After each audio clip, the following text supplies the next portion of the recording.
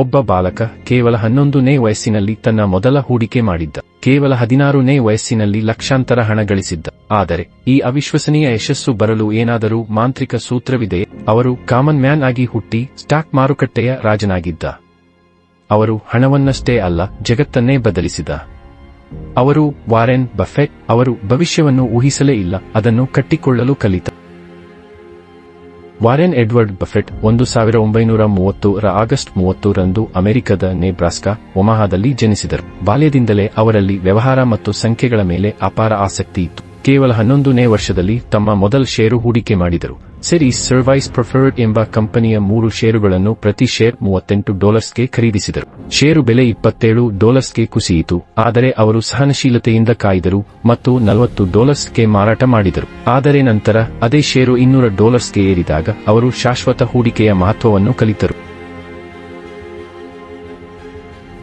ಅವರ ತಂದೆ Howard Buffett stock broker ಆಗಿದ್ದರು ಹಾಗೂ ಸಂಸದರಾಗಿದ್ದರು. ಅವರ ಪ್ರಭಾವದಿಂದ ವಾರೆನ್ ಹೂಡಿಕೆ ಜಗತ್ತಿನತ್ತ ಆಕರ್ಷಿತರಾದರು. ಕೇವಲ 16ನೇ ವಯಸ್ಸಿಗೆ ಅವರು ಈಗಿನ ಮೌಲ್ಯದಲ್ಲಿ $53,000 ಸುಮಾರು ₹44 ಲಕ್ಷ ಸಂಪಾದಿಸಿದ್ದರು. ಅವರು ನ್ಯೂಸ್ ಪೇಪರ್ ಮಾರಾಟ, ಚಾಕೊಲೇಟ್, ಕೋಕಾ ಕೋಲಾ ಬಾಟಲ್ ಮಾರಾಟದ ಮೂಲಕ ಹಣ ಸಂಪಾದಿಸಿದರು.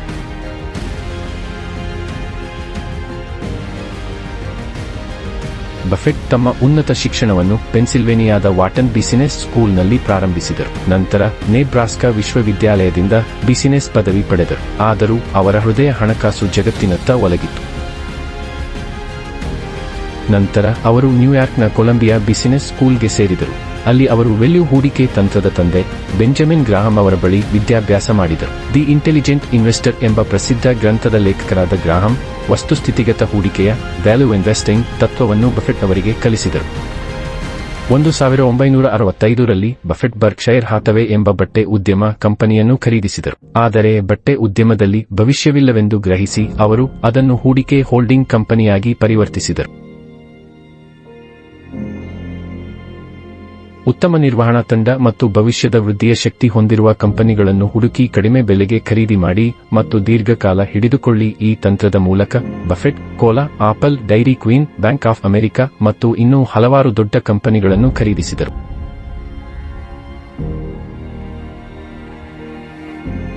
ಬಫೆಟ್ ಅವರ ಶ್ರೇಷ್ಠ ಹೂಡಿಕೆಗಳು ಪ್ರಸ್ತುತ ಆಸ್ತಿ $164, $2 ಬಿಲಿಯನ್, $13.7 ಲಕ್ಷ ಕೋಟಿ, ದೈನಂದಿನ ಆದಾಯ ಸುಮಾರು $37, 26 ಮಿಲಿಯನ್, $311 ಕೋಟಿ. ಮುಖ್ಯ ಹೂಡಿಕೆಗಳು apple 28.12%, American express 16.84%, bank of America 11.19%, Coca Cola 9.32%, ಶೆವರಾನ್ 6.43%. ಹೂಡಿಕೆ ಎಂದರೆ ದೀರ್ಘಕಾಲಿಕ ಪ್ರಕ್ರಿಯೆ. ನೀವು ಹೂಡಿಕೆ ಮಾಡಿದ ಷೇರುವನ್ನು 10 ವರ್ಷ ಇಡಲು ಸಿದ್ಧರಾಗಿಲ್ಲದಿದ್ದರೆ 10 ನಿಮಿಷವೂ ಅದರ ಬಗ್ಗೆ ಯೋಚಿಸಬೇಡಿ.